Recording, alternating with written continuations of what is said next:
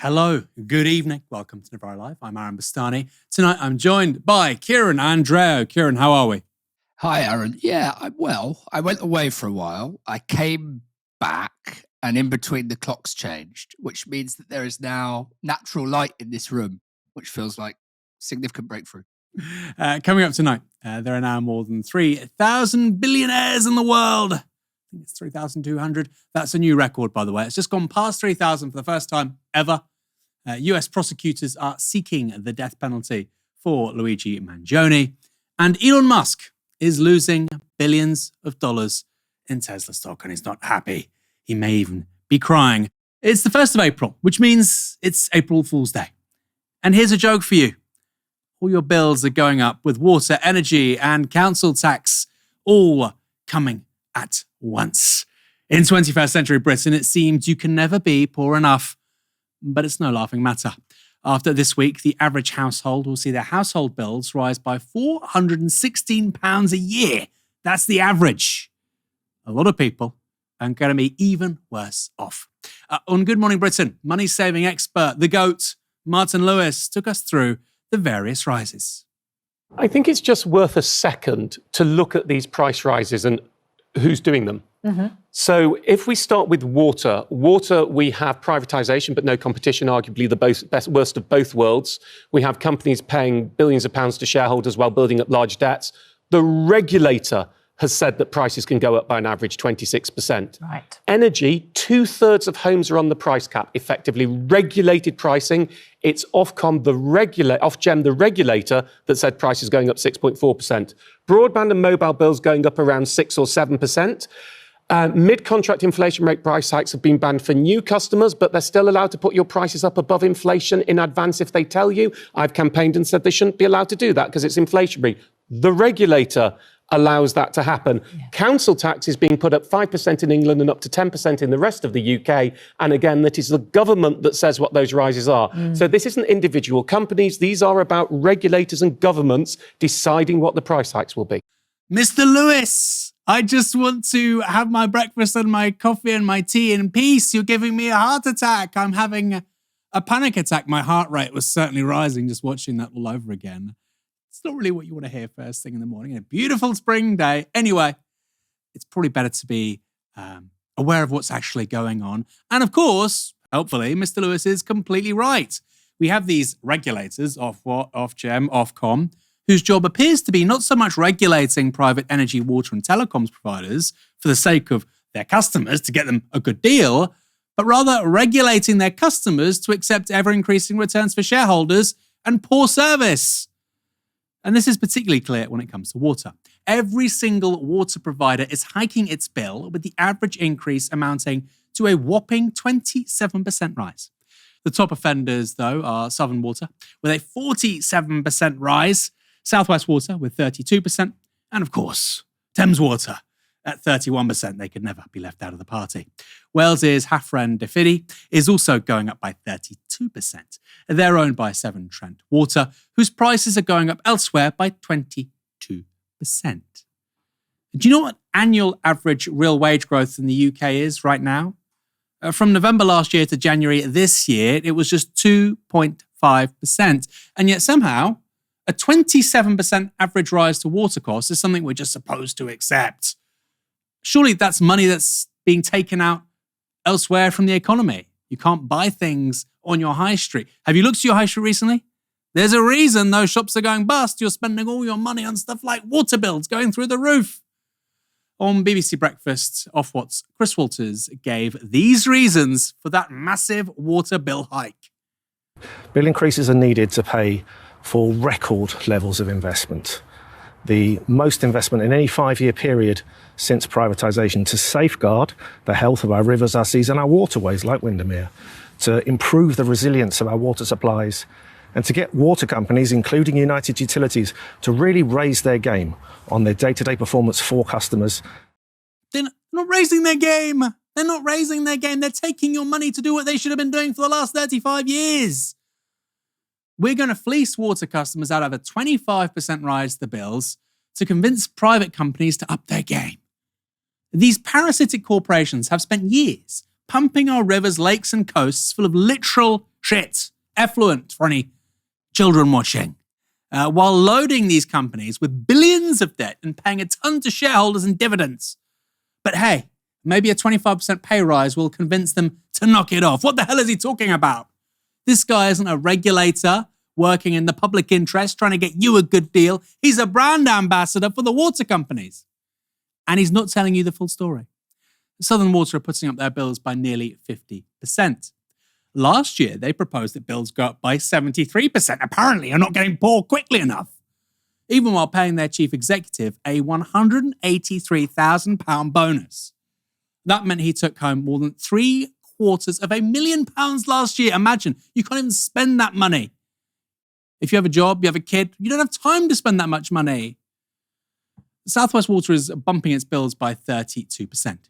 In June last year, the boss of Pennon Group, the company that owns the water company, was paid a £300,000 pay rise. That means Susan Davy took home £860,000 that year, despite her disgusting polluted water, or that of her company anyway, causing a diarrhea outbreak in Devon just a month earlier. Around 17,000 households were affected by an outbreak of the parasite Cryptosporidium in their drinking water and were forced to boil their tap water before they could drink it. Finally, Thames Water is hiking its bills by 31%. Yet last year, its CEO, Chris Weston, received almost £200,000 in bonus money after just a few months on the job. Most workers will be on probation, right? First 2 months, you might not be in this job forever, pal. No, you got the job and here's another £200,000. Make it make sense. Make it make sense. Also, they could raise customer bills by nearly 60%. That's what he wanted anyway. And that's despite the company, which is owned by 9 investors, including, wait for it, the sovereign wealth funds of China and Abu Dhabi, being over £15 billion in debt. So what can you do about it as a regulator? The answer is nothing. High bills, absurd executive pay, and foreign private ownership of key utilities aren't even the most absurd feature of our water economy in Britain. This surreal moment was from Good Morning Britain. Onyx Mothers, can I change my water company from... Do you want to know which one they're with or which one they want to change to? No. Southern Water to Portsmouth Water? No. Because there's no competition. There's a monopoly in that area. There's a monopoly in every area. Local monopolies, yeah. Oh, wow. Oh, wow. That was the point of the privatisation, was to create monopolies. Oh, wow. Oh, wow. These are natural monopolies. They can't work. How is this competitive, by the way? This whole thing is insane. How many are there? 16, 17 water companies? And the psyop of neoliberalism is to tell you that's more efficient than just having one state provider. The one company, that won't have economies of scale. You won't just have one CEO rather than 16, 17. You won't just have one head of operations, one head of human resources. We'll have 16, 17. Far more efficient. Far more efficient. You have to have something wrong with you to believe that at this point. Some people do, and they're in a minority, but some people still do. On GMB, Martin Lewis asked Business Secretary, that's Labour's Jonathan Reynolds, what the government was going to do about these private water thieves. Is it about time to take it back into public ownership? Well, look, with the water industry, I recognise the level of failure that has existed and how angry people are around this. The regulation that's in place now prevents the kind of things that we saw under those years of Conservative government. I understand people seeing dividends taken out of a business and reinvestment not going in is not acceptable to them. It's a much tighter regime now. And where those bills rise, it's to pay for the kind of investment, particularly to make sure we're separating out the sewage side of the water treatment from your water that you get to prevent the kind of pollution of waterways, which quite rightly, again, the public feel very strongly about. It's going up 26%. You're in government. This isn't the former government. You're in government. That money hasn't gone back. People are seeing their bills rise. 26% is a regulated price rise. It's going to continue to go up substantially above inflation for at least the next 4 years. That's your responsibility. What are you going to do about it? The distinction I'm making is this is money to invest in the system rather than going out by way of dividends without that investment taking place. But the money's already been wasted. Why aren't we recouping that from the water companies who pay billions out in dividends? That is all part of the new regulatory arrangements that are in place and the wider review of that sector. I'm not in any way defending what has gone on in the past. I know how strongly people feel about it, but they do want to see the investment that will take sewage out of public waterways. They feel very, very strongly about that, and that is in the main where that money is directed to and going. I don't think everything can be in public ownership. There's limited public money, particularly for that investment. You've got to work with the private sector around that, and where you do that properly with the right regulation, that's what delivers for the public. The story that really stood up for me was a couple of years ago. I think it was in a few newspapers, maybe the Financial Times. There are two water companies, one of which is Thames Water.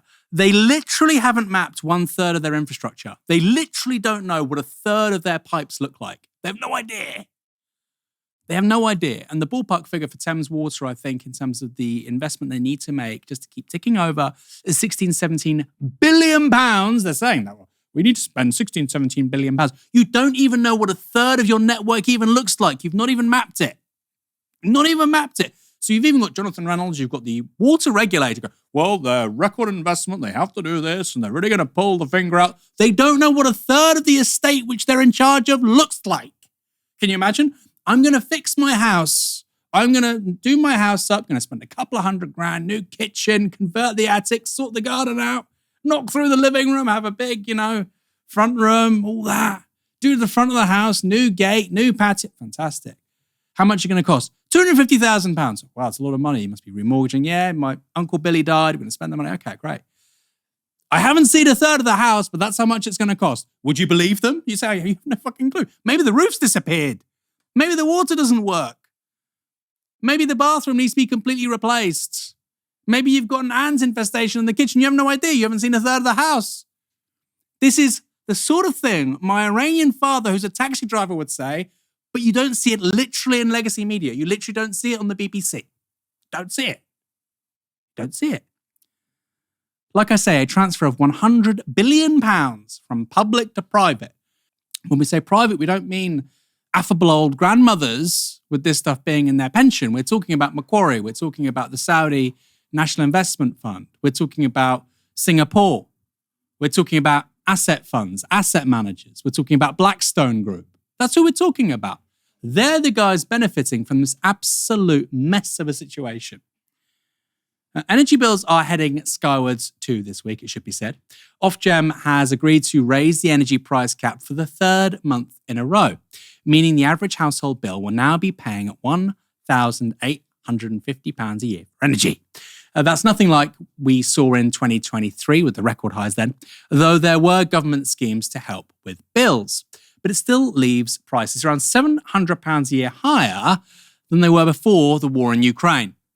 So expect to spend around £111 more on energy this year, a rise of over 6%. Remember, wages are up 2.5%. Energy, like water, is in the hands of private providers in this country. And Martin Lewis raised those rising bills with Jonathan Reynolds too. Energy bills, the energy price cap that dictates the price 2/3 of homes are on in the UK, in England, Scotland and Wales. It's another regulated bill, up 6.4% today. But more interestingly, it is up 18% since the Labour government came into power. Why? You promised to bring bills down. They've gone up 18%. That promise to bring bills down is government policy. That's what we want to do by the end of this Parliament. And the fundamental way to do that is to remove the relationship between the price of gas, between the volatile nature of fossil fuels, and in the main, the electricity price. Until we see that kind of big structural change, which is why we're so committed, to clean energy, we will not relieve the pressure that we need to relieve on people's bills. So again, I understand the pressure. It requires that long-term investment to do that. But we've got to break that relationship, because that's why we were so exposed as a country, even though every country had some level of exposure, to what we saw after the invasion of Ukraine. Water, telecoms bills and energy are all rising at above inflation rates. Isn't that inflationary? That's a point Lewis put to Reynolds. I wrote in the submission that you should ban above inflation price hikes. You're allowing over inflation price hikes, which is inflationary and will continue in a vicious cycle. Isn't this something that you should be getting hold of? Isn't it time to get hold of the nation's bills? This is surely why people get a government like yours in power, to crack down on the cost of living. But you've got a weight problem.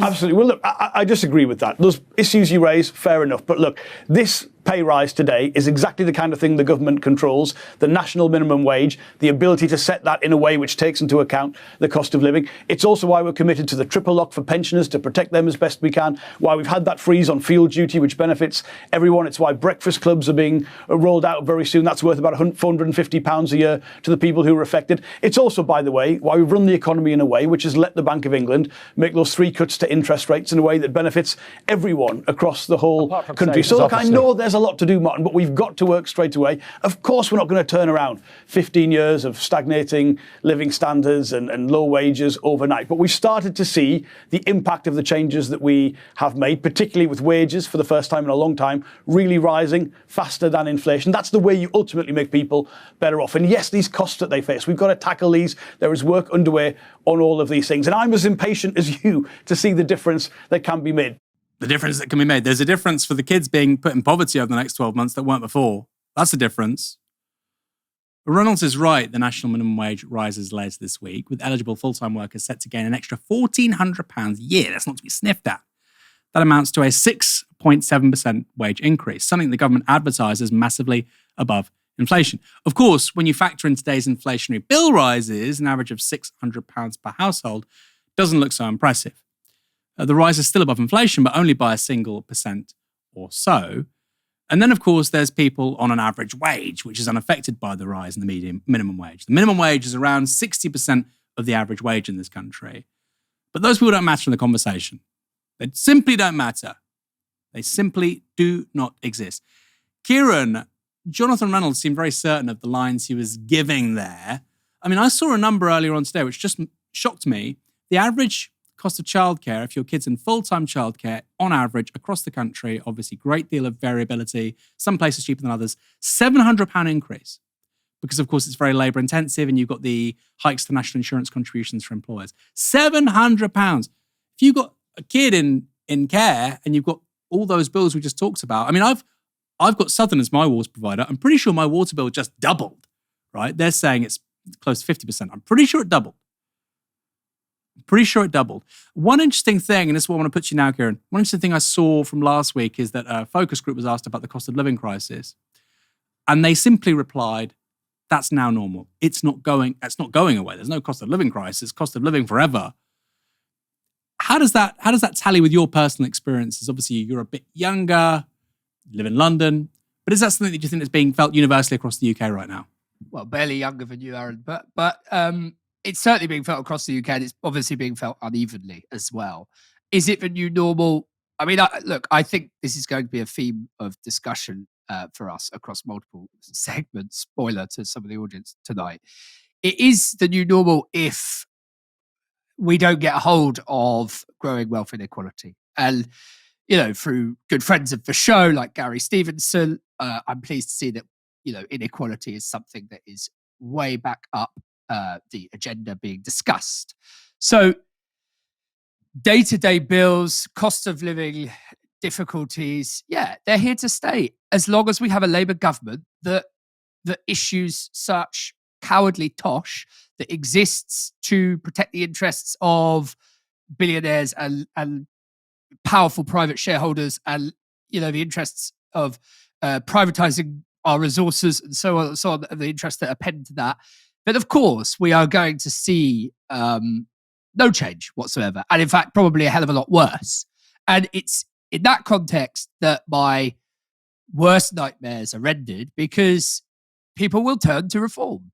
People will continue to turn to reform. Those that haven't already, that maybe lent their vote, as psephologists and political scientists like to say, lent their vote to Labour because they thought a Labour government, and they weren't entirely foolish to think that, would mark a sea change in their standard of living from that which they've lived through 14 years of Tory rule.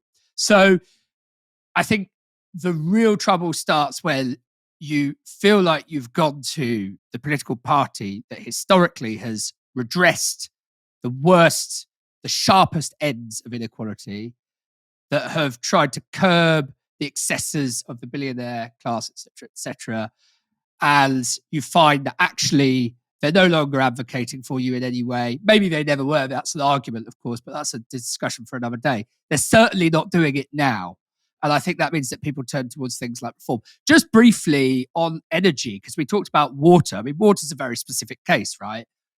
Privatized in 1989, part of the Thatcherite privatization program, part of the neoliberal ideology that she obviously did a great deal to disseminate, etc., etc. At the time, she said it will be a great success. You can watch footage of her on YouTube saying it's going to be a great success. And it's fairly easy to understand. You have these kind of fiefdoms that are monopolistically controlled. Energy's more cross-party and more complex, actually. Energy, the fact that we have some of the highest energy prices in Western Europe now is the fault of successive governments who signally failed to build, well, domestic energy supplies, but also, as we were leaving things like coal behind, etc., storage facilities. So viable storage facilities is a massive part of this story. It sounds incredibly boring, I know, but it's a massive part of the reason that people's energy bills are so high. And actually, I think in the dying days of the second Cameron government, the non-coalition one, a report was commissioned, an internal report was commissioned, and I think about 5 million quid's worth of public money was spent. And even Tory grandees were appointed to the commission and so on. This report was developed to give the government insights and help steer policy as to how we can become energy independent or more energy independent and not energy dependent as a corollary. And it took 5 years to compile. Eventually, I think it landed on Rishi Sunak or Boris Johnson's desk, and it was binned. But in that report, which, as I say, was a cross-party report, very establishment, it said that we will find ourselves in this situation, precisely in this situation, with costs passed on quarterly or annually to the consumer that they will find completely unbearable in an escalating fashion throughout the 2020s, unless we do X, Y, and Z. And one of X, Y, and Z, a massive part of it was increasing storage capacity in this country. It was binned. Well, there you go. I mean, I blame the media. I also blame our electoral system because you go from famine to feast, one to the other. No continuity. That's why I like PR. Now, it's not just private companies squeezing us. The other big rise facing most Brits today is, of course, council tax. 9 out of 10 councils will raise bills by the maximum allowed, which is 5%. But 5 councils in particular dire straits are being allowed to raise theirs by even more. Local authorities across the country are, of course, in crisis. We know that a decade of austerity saw council budgets shrink by as much as 40-50%, while costs around services like care rocketed. But there's also been plenty of waste. Nearly 20 councils are at risk of insolvency due to debts run up because of overspends on special education needs support that often lets children and parents down. Meanwhile, the housing crisis is also driving up council tax, with councils regularly exceeding their budgets due to having to use private hotels and hostels for short-term temporary accommodation as homelessness increases. If you're an individual, being poor is expensive, and if you're an authority, being poor is expensive too, it turns out. And if you thought executive overpay was just a problem in the private sector, think again. Because almost 250 council bosses now earn more than the Prime Minister, the country's top job, who makes around 166 grand. That's before pension contributions. Nearly 4,000 council officials get paid 6-figure sums. 4,000 or on 100k plus, a record high. Did you know roughly £1 in every 4 of our council tax goes to pension pots? Nearly £1 in 4. That's according to the Times. They drew on data that was being shared across a range of outlets. You can't even get your bins collected, but don't worry, because the council chief executive has a gold-plated retirement ahead of them. They're on the exact same gravy train as the bosses of these privately owned water companies. And you know what? Often they go from one job to the other. Now, you might say, give them great pensions. They're local government servants. If they're doing a good job, reward them. Well, I would pose a question back. Are they doing a good job? Very often, they aren't. Here's something quite extraordinary. I only learned this very recently. A council chief executive officer might be on 200 grand a year. Their pension contributions can be as much as that or more. By the way, there are CEOs on more than 200 grand a year. Meanwhile, you'll have the elected head of the council on maybe £35,000. It'll be a full-time job, very demanding, £35,000. They get all the anger and ire from the local electorate, as they should. It's a democratic elected role. Nobody knows the name of the CEO, by the way. What a job. You're on 10 times more money and nobody knows who you are. You can't be booted out. You don't have to get people's votes from them. You're blamed for everything. If you're the CEO, none of that happens and you get 10 times more money. Worst of all, councillors in this country, including the leaders of councils, don't get pension contributions. They don't get pension contributions towards their state pension. So if you take 3 or 4 years out of work, you go and lead a council, great, good for you. You need more people doing that. You're not paying into your national insurance contributions. Is it a surprise we can't get good people in local government? Is it a surprise that councillors generally aren't that great? I'm not surprised. And then we've got all of these resources going into the paid bureaucracy for very, very questionable outcomes. Now, you might be getting poorer, but some people are doing very, very well for themselves. They generally don't want you to know that and try their best to keep it out of the spotlight. That's why they own much of the media. I'm talking, of course, about billionaires. In fact, they're doing so well, there's a record number of them. Forbes' 39th annual World Billionaires list, more than 3,000 people, worth $16 trillion US. 16 trillion. 16 trillion. By the way, that's $2 trillion up on last year. Those 3,000 people are worth more than the nominal GDP of Germany, France, Britain, and Italy combined. That's more than half the G7. It's 2 members of the UN Security Council. If they were a country by nominal GDP, they would be the 3rd wealthiest in the world, just behind China. We're catching up, though. According to Forbes, the precise number of global billionaires now stands at 3,028, which is apparently 247 more than last year. So this is the first time the billionaire population has crossed the 3,000 mark. In terms of the average billionaire, their fortune now stands at $5.3 billion. That's an increase of $200 million from last year. So there's more of them and more money for each of them. And wealth inequality is so bad, it's now rapidly growing between billionaires. There are now 3 people worth more than $200 billion for the first time ever, with 15 members of the $100 billion club. That's up from 14 a year ago and 0 in 2017. So we didn't have anybody worth more than $100 billion in 2017. These so-called centi-billionaires have a combined worth of $2.4 trillion, which is more than the bottom 1,500 billionaires combined. Here's a great graphic which shows the total wealth of billionaires and the number of billionaires globally. What is so striking is the liftoff you see after 2009. That, of course, was the global financial crisis. But 2009 to 2010, that is quantitative easing, cheap money, very low interest rates. That carries on all the way through to COVID and then a slight dip and bam, another big takeoff in 2021 in terms of total wealth held by billionaires. A lot of this is because of monetary policy, a lot. But who are the richest of the richest? Well, out first is Elon Musk. He's worth an estimated $342 billion and has added $147 billion to his fortune over the past 12 months.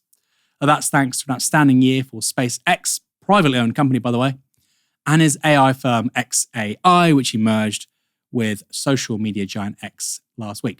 Even Tesla, despite recent protests and a stock market sell-off, which has been really significant, is trading higher than a year ago.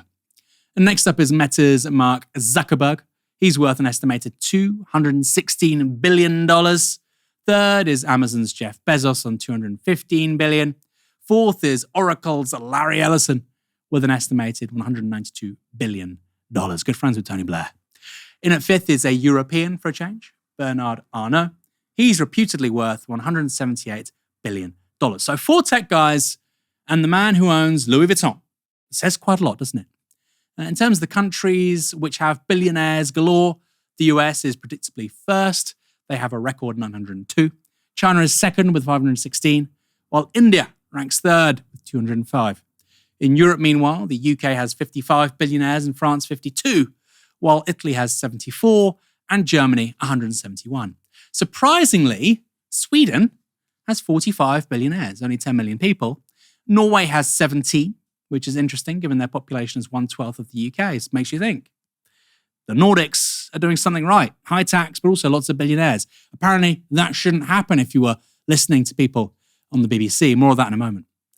New to the club are Arnold Schwarzenegger and Jerry Seinfeld, as well as the individuals behind technology companies like Anthropic, CoreWeave, and DeepSeek. Of course, that's in China. Again, technology is playing a massive role in who joins the ranks of the ultra-rich. Kieran, I found the Nordics thing really interesting. Per head, Sweden and Norway have way more billionaires than the UK, way more. They don't have the best weather. They have wealth tax in Norway. They have the highest rate in terms of top earners pay a bit more actually in Norway than the UK. They have higher capital gains. So what explains Norway, Sweden, having so many more per capita billionaires than the UK?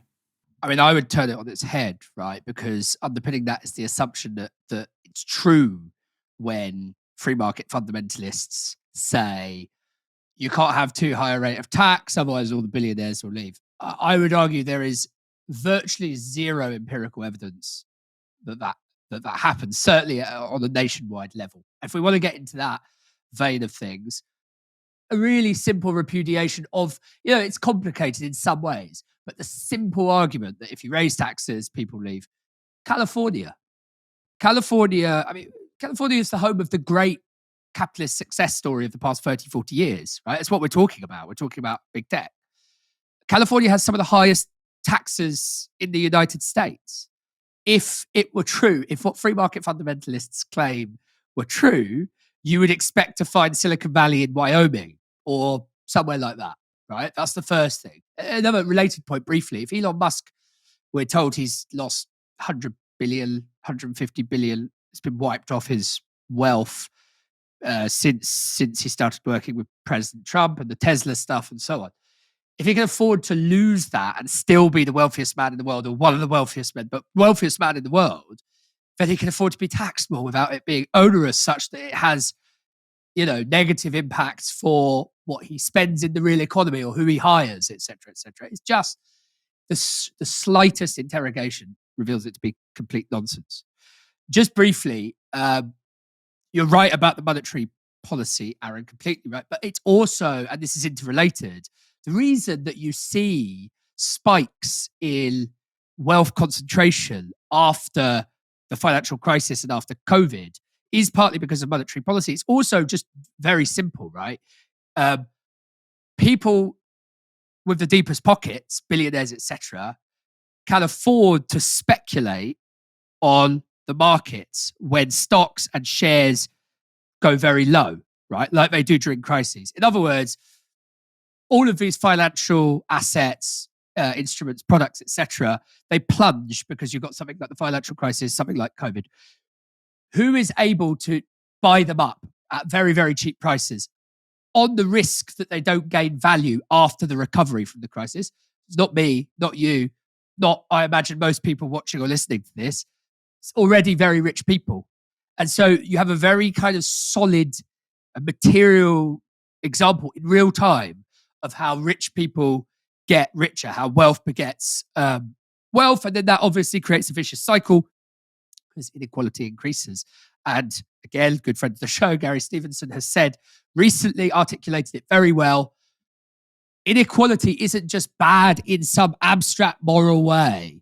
It's bad because it means that ordinary people are competing with billionaires, etc., for a very limited number of, a limited number of things in the economy, right? And it pushes it further and further out of their reach. The more and more that inequality expands. Just end briefly on this. I know we're trying to run a tight ship tonight.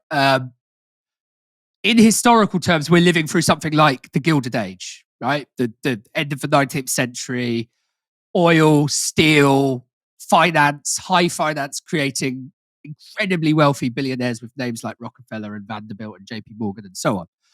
Obviously now, as we've said, it's big tech that's driving the second Gilded Age. The thing about the Gilded Age is that it and its high finance aftermath completely, it led to the near destruction of capitalism. And with the near destruction of capitalism, the virtual destruction of human civilization was seriously, seriously threatened. And the only thing that pulled it out were things like Keynesianism, the New Deal, a welfare state in England, social democracy, industrial relations in Europe, etc., etc. That was the only thing that stopped capitalism cannibalizing human society in the 1930s and 40s.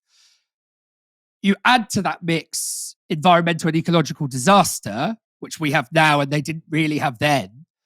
And I do think that I worry that we're approaching the, socialism or barbarism threshold and we're riding in the wrong lane. Of course, our institutionally stupid media wants the debate to be around tax, remove a non-dom status, and all the rich will leave, although, of course, there's very little evidence of that. A perfect example of that happened on BBC Newsnight last night, with Victoria Derbyshire speaking to millionaire Anne Kaplan-Mulholland. Tax to the UK government on your earnings abroad. Well, it's onerous. We're going to have everyone who is wealthy, like we are, leaving the country. And it's not something that we came in to pay tax on our worldwide income. We have structures that are set up. And you don't want to be double taxed. You don't want to be paying the inheritance tax. But we are already taxed. We bring in clean capital to the UK. We invested in the UK. We be taxed on our earnings, tax on our businesses in the UK. But you live here. And we live here. Yeah. Yes. And so we're very willing to pay fees and taxes and even high fees. But be taxed on worldwide income is just a reason for everyone to exit the UK and then go where they're rolling out the red carpet and saying, come on in here.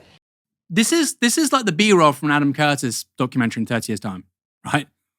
Before everything went to pot, there were people like this going on Newsnight with a gold hand brooch and a tie saying that actually if you increase any tax on us, we'll leave. We'll go. Which, as I've already said, doesn't really explain the fact that Norway has 17 billionaires. They have 1/12 the population of the UK, yet the UK has 55 billionaires. There's more to it than just tax.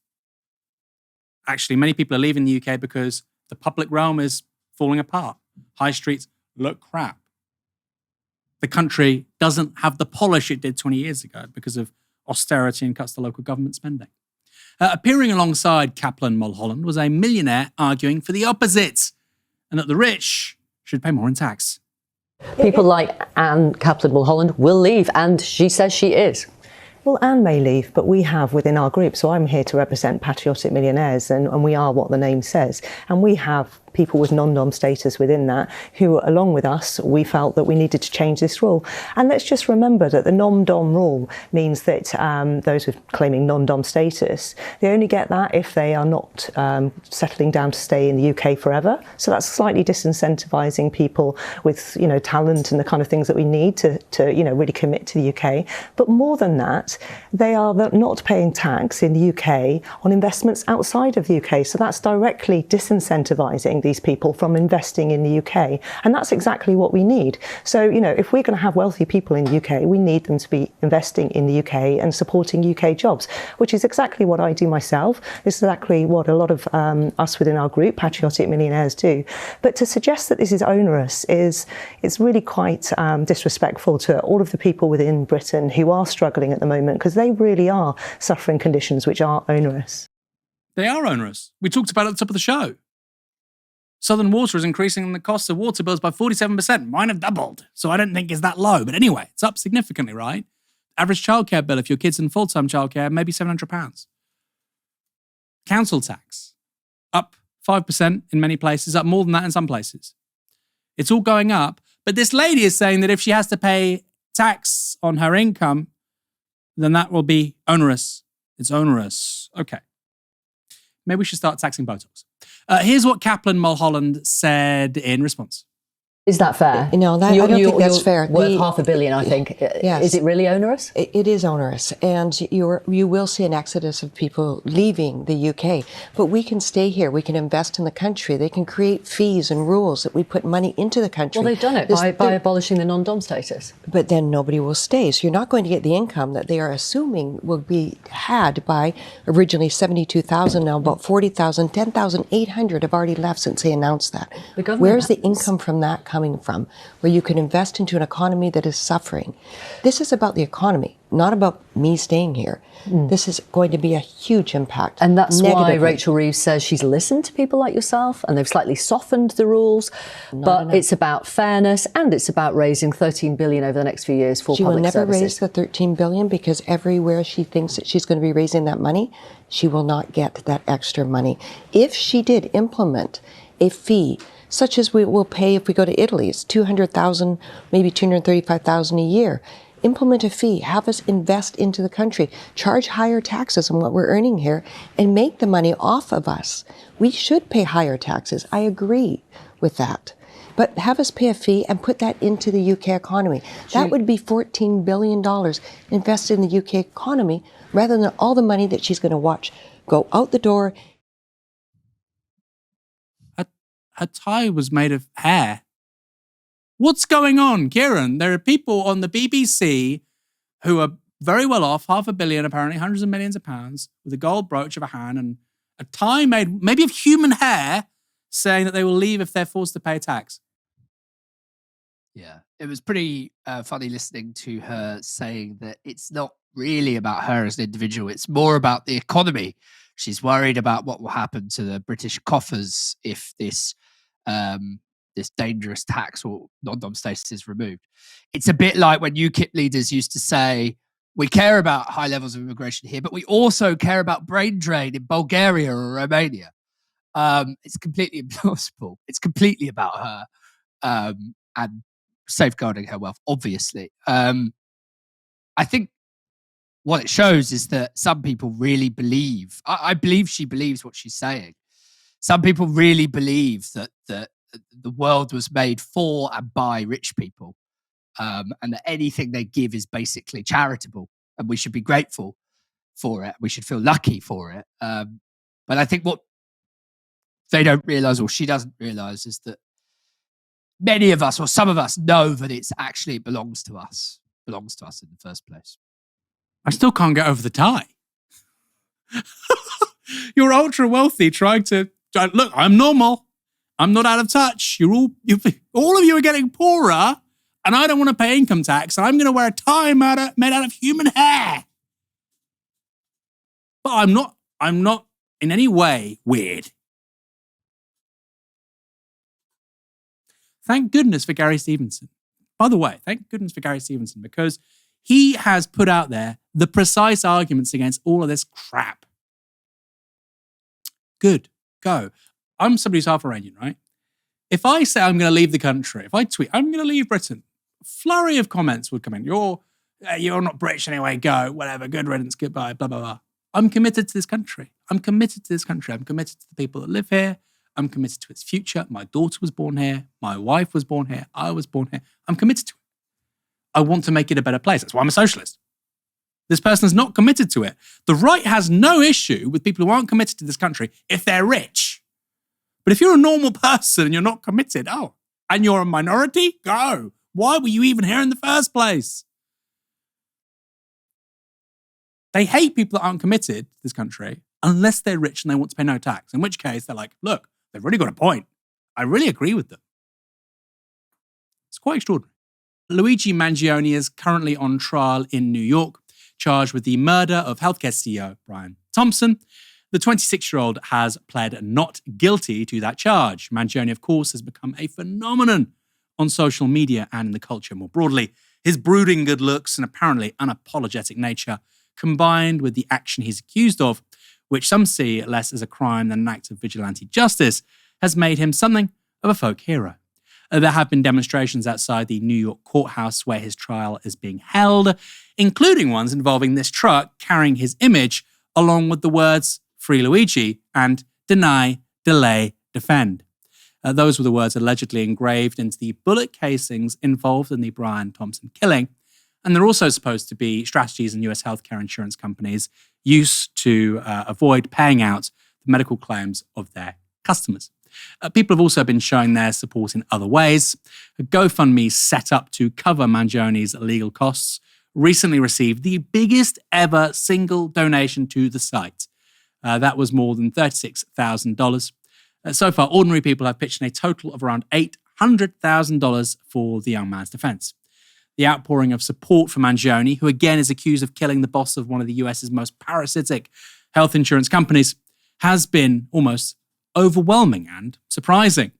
And of course, that's dangerous, particularly to corporate sharks and to capitalism in general, which may explain a move made by the Trump administration just before we went on air. You see, Luigi Mangione will also face federal murder charges, though he hasn't yet entered a plea.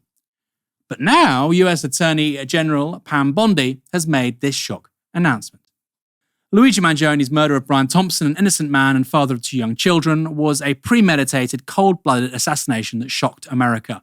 After careful consideration, I have directed federal prosecutors to seek the death penalty, in this case as we carry out President Trump's agenda to stop violent crime and make America safe again. That's from the Office of Attorney General Pamela Bondi, April 1st, 2025. The move is unusual because the federal government rarely executes people. They usually leave it to individual states. Of course, New York does not practice capital punishment, hasn't for a very long time. Between 1972 and 2001, not a single federal execution took place.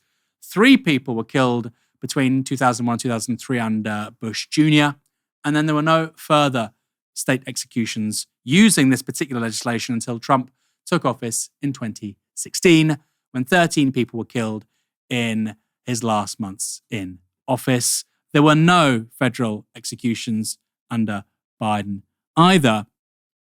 Particularly interesting, given Trump is the first to talk about state rights, isn't he? When it comes to abortion, well, that's a matter for states. Not so the death penalty in a high-profile case. Wonder why?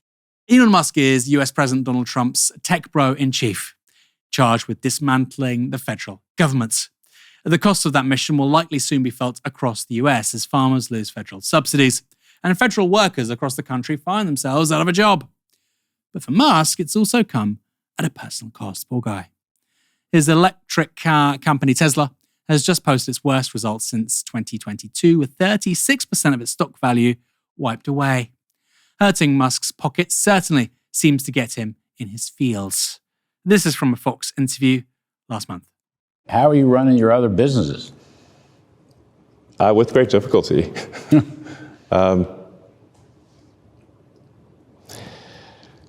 Yeah, I mean... But there's no turning back, you're saying? I'm just here trying to make government more efficient, eliminate waste and fraud, and so far we're making good progress, actually. I'm just a bad guy trying to do bad things to good people, and we're doing okay. We're doing lots of bad stuff right now. Why don't they like me?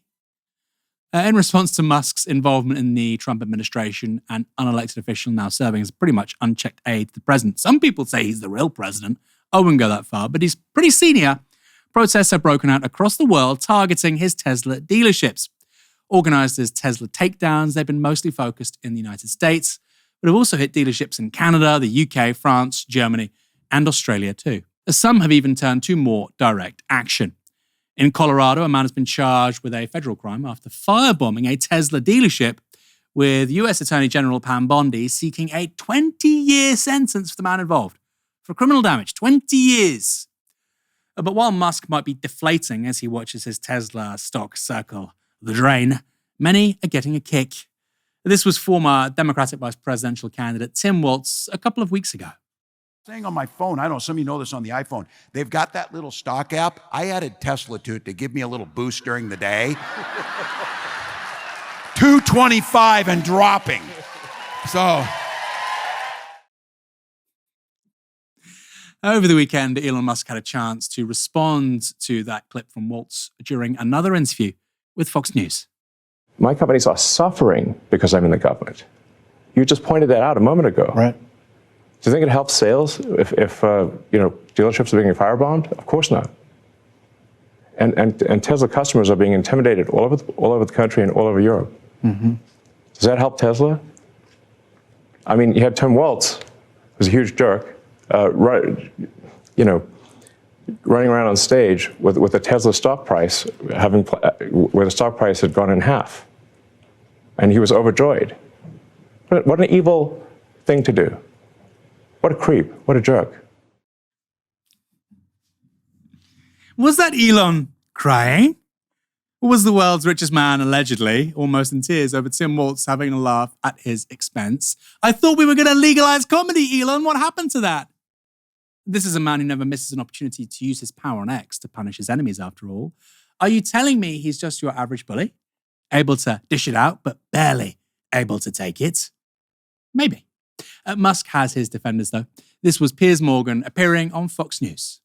Elon Musk has sacrificed his business stuff for however long he's going to do this for no money. He's leading a team of people to try and reduce government overspending and waste. I wish he was doing that to the federal government in the UK. And what's his reward? All over America now, people torching Teslas, petrol bombing them, targeting people who are driving Teslas. I said on X last night, this is making me want to go and buy a Tesla, to which Elon replied, thank you, because I'm sure he's feeling a little bit vulnerable right now in terms of his business being actively targeted and they're trying to destroy it. And it's because the guy, the Democrats love the electric car. These people used to love Elon Musk. They used to see him as the savior, the green energy guy, bringing energy, these cars to green energy cars to America.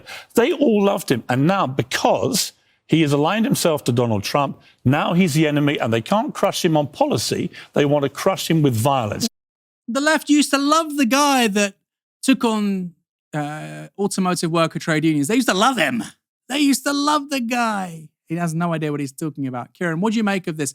And look, is this the beginning of the end for Elon Musk? That sounds kind of silly because, of course, he's still the wealthiest man in the world. But we've seen a massive, massive downturn in Tesla stock. I mean, I don't think it's the beginning of the end, unfortunately. I mean, what I will say, and I think this is a two for the price of one. So this relates to this, and it relates to the Luigi Mangione segment as well. I choose my words carefully. I think if you're a billionaire, particularly a billionaire who, in the Mangione case, has made your money by essentially denying people life-saving healthcare treatment. But also, if you're Elon Musk, you don't deserve to be able to sleep restfully and easy, and interpret that how you will. But I think ultimately there is a lot of structural violence. You've got a lot of bodies buried beneath your floorboards if you're in that position in the first place. So that's the first thing. I mean, what unbelievable snowflakery from Elon Musk talking about Tim Waltz, and just in general. I mean, I would have loved it had he cried his little eyes out. And the thing is, and this relates to what I was just saying, Elon Musk has to get a lot poorer in order for the world to get any better. Kieran, thanks for joining me tonight. It's gone very quickly. I mean, it feels like it's whizzed by. But yes, thanks for having me, Aaron. It's been fun. It was very fun. By the way, I should say, we have, I think, less than 10 tickets left for our April 7th event with Elon Pape at Earth in Hackney. Less than 10. We've sold over 640 tickets. That is on, like I say, April 7th. It is a week yesterday. If you want to buy one of those last remaining 10 tickets to come and see Elon Pape in conversation with myself, hit the link in the description. Not the one to support us, do that as well. But if you want to come to that event, there are some tickets left. They will probably disappear in the next 5 minutes. On that note, been great talking to you this evening. Thanks for tuning in. Come back tomorrow for another live show at 6 p.m. Until then, you've been watching Novara Media.